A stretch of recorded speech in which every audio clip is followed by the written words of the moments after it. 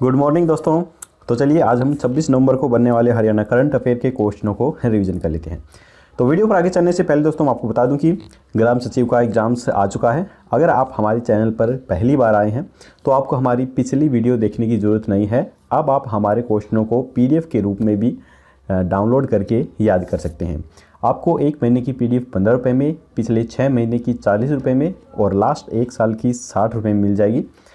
तो लिंक सारे के सारे डिस्क्रिप्शंस में है, आप वहां पर जाकर इन्हें डाउनलोड कर सकते हैं। अगर आपको डाउनलोड करना नहीं आता है या फिर आपको डाउनलोड करने में कोई प्रॉब्लम हो रही है तो स्क्रीन पर दिए गए व्हाट्सएप नंबर पर आप हमें मैसेज कर दीजिए। हम आपको जो PDF है वो व्हाट्सएप के द्वारा ही सेंड कर देंगे। इसके अलावा दोस्तों इन एग्ज़ाम्स में आपको हरियाणा से संबंधित भी काफ़ी सारे जो क्वेश्चंस हैं वो देखने को मिलेंगे। तो हमारी वेबसाइट haryana.district.com पर जाइए, वहाँ पर आपको ढेर सारे नोट मिल जाएंगे, वो भी बिल्कुल फ्री में। तो उन्हें पढ़ भी सकते हैं, PDF के रूप में भी आप डाउनलोड कर सकते हैं। तो हमारी वेबसाइट पर लॉगिन करना बिल्कुल मत भूलिए। तो चलिए शुरू करते हैं आज की वीडियो। तो पहला प्रश्न है, कांग्रेस के वरिष्ठ नेता और गुजरात के राज्यसभा सांसद रहे कौन से मंत्री हैं जिनका हाल ही में कोरोना की वजह से निधन हुआ है? तो ये हैं अहमद पटेल। यहाँ पर फोटो में आप इन्हें देख सकते हैं। इनका जन्म 21 अगस्त 1949 को हुआ था। कांग्रेस के वरिष्ठ नेता और गुजरात से राज्यसभा सांसद अहमद पटेल जो कि 71 वर्ष के हो चुके थे, इनका बुधवार सुबह यानी कि 25 नवंबर को निधन हो गया है। पटेल 1 अक्टूबर को कोरोना संक्रमित हुए थे। उन्हें 15 अक्टूबर को गुरुग्राम के मेदांता अस्पताल में भर्ती कराया गया था। पटेल ने कोरोना संक्रमित होने की जानकारी देते हुए अपने सभी करीबियों और संपर्क में आने वाले लोगों से खुद को आइसोलेट करने और कोविड टेस्ट कराने की अपील की थी। पटेल का जन्म 21 अगस्त 1949 को गुजरात के भरूच जिले के पिरामण गांव के अंदर हुआ था। वे 3 बार लोकसभा सांसद भी रहे हैं, 1977 और 1989 में, और 4 बार राज्यसभा सांसद 1993 से 2020 के बीच रहे हैं। उन्होंने पहला चुनाव 1977 में भरूच लोकसभा सीट से लड़ा था और 62,869 वोटों से 89 वोटों से वो जीते थे। तब उनकी उम्र सिर्फ 28 साल थी। 1980 में पटेल भरूच से ही 82,844 वोटों से और 1984 में 1,23,069 वोटों से जीत दर्ज की गई थी। पटेल जनवरी से सितंबर 1985 तक तत्कालिक प्रधानमंत्री राजीव गांधी के संसदीय सचिव भी रहे थे। 2001 से सोनिया गांधी के राजनीतिक सलाहकार भी रहे थे। जनवरी 1986 में वे गुजरात कांग्रेस के अध्यक्ष भी बने थे। 1977 से 1982 तक यूथ कांग्रेस कमेटी के ये अध्यक्ष भी रहे थे। सितंबर 1983 से दिसंबर 1984 तक ये कांग्रेस के ज्वाइंट सेक्रेटरी भी रहे थे। इसके बाद अगला प्रश्न है, किस एप्लीकेशन के जरिए उपभोक्ताओं को बिजली बिल और बिजली बाधित होने की जानकारी के साथ अन्य उपयोगी सूचना मोबाइल पर SMS के जरिए मिल सकेगी? तो ये मिल सकेगी ऊर्जा मित्र एप्लीकेशन के द्वारा।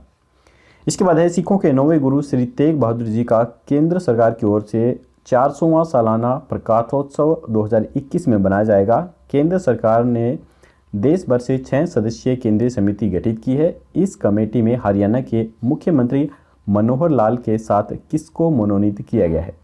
तो ये मनोनीत किया गया है सरदार संदीप सिंह को।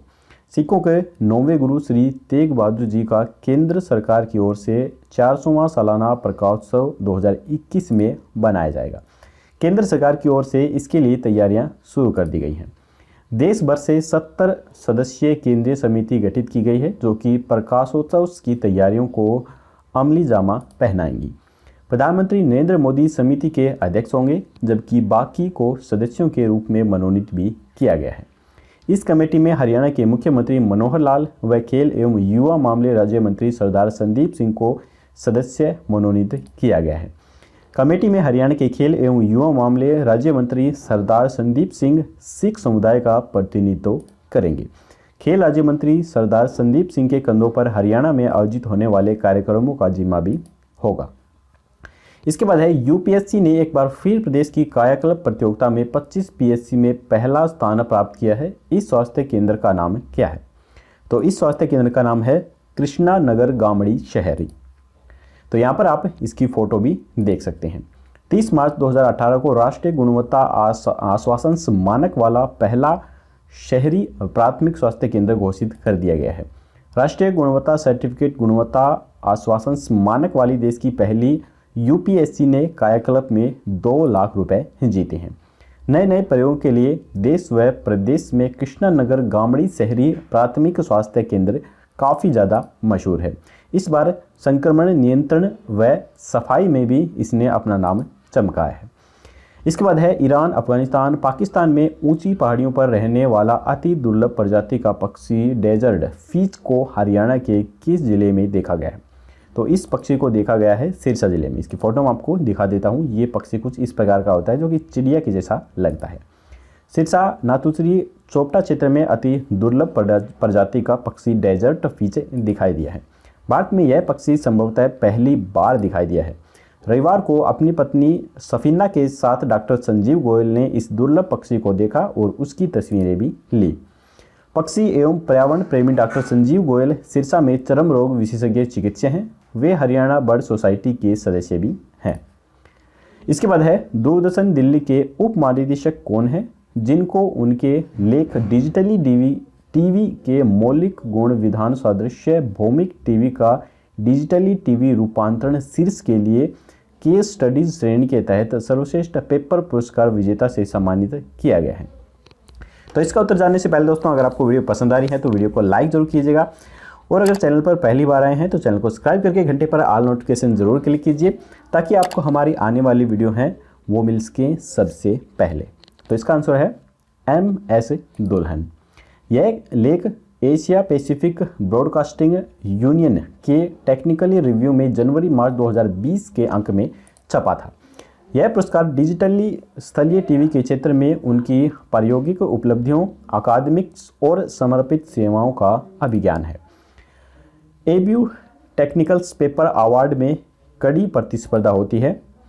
एशिया प्रशांत क्षेत्र के 57 देशों के प्रमुख शोधकर्ताओं और इंजीनियरों के साथ यथा जापान, कोरिया, चीन, ऑस्ट्रेलिया, ईरान आदि देशों के अध्यादेताओं के साथ इन श्रेणियों के पुरस्कारों में मुकाबला काफ़ी ज़्यादा चुनौतीपूर्ण होता है। हरियाणा के भिवानी के मूल निवासी दुहन ने चौथी बार यह पुरस्कार जीता है, जो कि एबीयू के इतिहास में विरला ही अवसर है और यह देश और दूरदर्शन के लिए गौरव का क्षण भी है। इससे पहले दुहन ने वर्ष 2015 में, 2017 में और 2019 के दौरान इस तरह के अंतर्राष्ट्रीय पुरस्कार भी जीते थे।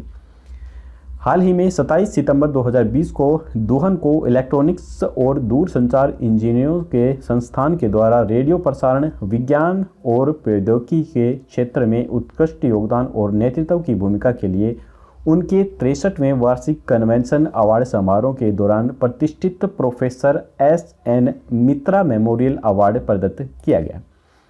इसके बाद है हाल ही में हरियाणा के कितने गांवों को ODF प्लस गांव घोषित किया गया है? तो ये घोषित किया गया है 120 गांवों को। इसके बाद है हाल ही में किसने घोषणा की है कि सार्वजनिक स्वास्थ्य सेवा संस्थानों में डॉक्टरों की बढ़ती मांग को पूरा करने के लिए एक अनूठी नीति तैयार की गई है जो छात्रों को कहीं भी काम करने के विकल्प को बरकरार रखते हुए सरकारी सेवा का चयन करने के लिए प्रोत्साहन करेगी। तो ये है मनोहर लाल के द्वारा यह घोषणा की गई है। इसके बाद है टाउन एंड कंट्री प्लानिंग विभाग ने हाल ही में किसमें संशोधन किया है? तो ये किया गया है हरियाणा बिल्डिंग्स कोड 2017 के अंदर यहाँ पर संशोधन किया गया है। टाउन एंड कंट्री प्लानिंग विभाग ने हरियाणा बिल्डिंग कोड 2017 में संशोधन किया है। 60 वर्ग मीटर क्षेत्र तक के प्लाट की अधिकतम परमिसिबल ग्राउंड कवरेज 85% होगी। परमिसिबल बेसमेंट सिंगल लेवल में अधिकतम परमिसिबल फ्लोर एरिया रेशियो 2020% तथा अधिकतम परमिसिबल ऊंचाई 16.5 मीटर होगी। हरियाणा में सीएम विंडो की तरह शिकायतों का त्वरित निवारण किसके माध्यम से किया जा रहा है? तो ये किया जा रहा है सोशल मीडिया ग्रीवेंस ट्रैकर के द्वारा। तो यहाँ पर हमारे हरियाणा के करंट अफेयर के क्वेश्चन खत्म होते हैं। अब हम अपना रिवीजन टेस्ट लगा लेते हैं। तो पहला प्रश्न है, कांग्रेस के वरिष्ठ नेता और गुजरात के राज्यसभा सांसद रहे कौन से मंत्री हैं जिनका हाल ही में कोरोना की वजह से निधन हुआ है? तो ये हैं अहमद पटेल। किस एप्लीकेशन के जरिए उपभोक्ताओं को बिजली बिल और बिजली बाधित होने की जानकारी के साथ साथ अन्य उपयोगी सूचना मोबाइल पर SMS से मिल सकेगी?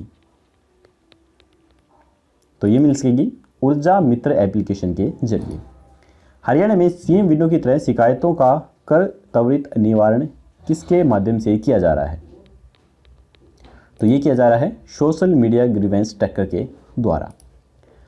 टाउन एंड कंट्री प्लानिंग विभाग ने हाल ही में किसमें संशोधन किया है? तो ये किया गया है हरियाणा बिल्डिंग कोड 2017 में। इसके बाद है सिखों के 9वें गुरु श्री तेग बहादुर जी का केंद्र सरकार की ओर से 400वां सालाना प्रकाशोत्सव 2021 में मनाया जाएगा। केंद्र सरकार ने देश भर से 6 सदस्यीय केंद्रीय समिति गठित की है। इस कमेटी में हरियाणा से मुख्यमंत्री मनोहर लाल के साथ किसको मनोनीत किया गया है? तो ये किया गया है सरदार संदीप सिंह को। यूपीएससी ने एक बार फिर प्रदेश की कायाकल्प प्रतियोगिताओं में 25 पीएससी में पहला स्थान प्राप्त किया है। इस स्वास्थ्य केंद्र का नाम क्या है? तो इसका नाम है कृष्णा नगर गामड़ी शहरी। ईरान, अफगानिस्तान, पाकिस्तान में ऊंची पहाड़ियों पर रहने वाला अति दुर्लभ प्रजाति का पक्षी डेजर्ट फिश को हरियाणा के किस जिले में देखा गया है? तो इसे देखा गया है सिरसा जिले के अंदर। इसके बाद है दूरदर्शन दिल्ली के उप महानिदेशक कौन है जिनको उनके लेख डिजिटली टीवी के मौलिक गुण विधान सादृश्य भौमिक टीवी का डिजिटली टीवी रूपांतरण शीर्ष के लिए केस स्टडी श्रेणी के तहत सर्वश्रेष्ठ पेपर पुरस्कार विजेता से सम्मानित किया गया है? तो ये हैं MS दोहन। हाल ही में हरियाणा के कितने गांवों को ODF प्लस गांव घोषित किया गया है? तो ये किया गया है 120 गांवों को।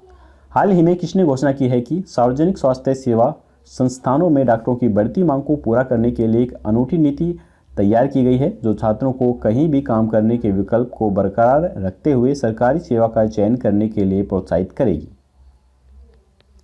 तो ये है मनोहर लाल खट्टर के द्वारा यह घोषणा की गई है।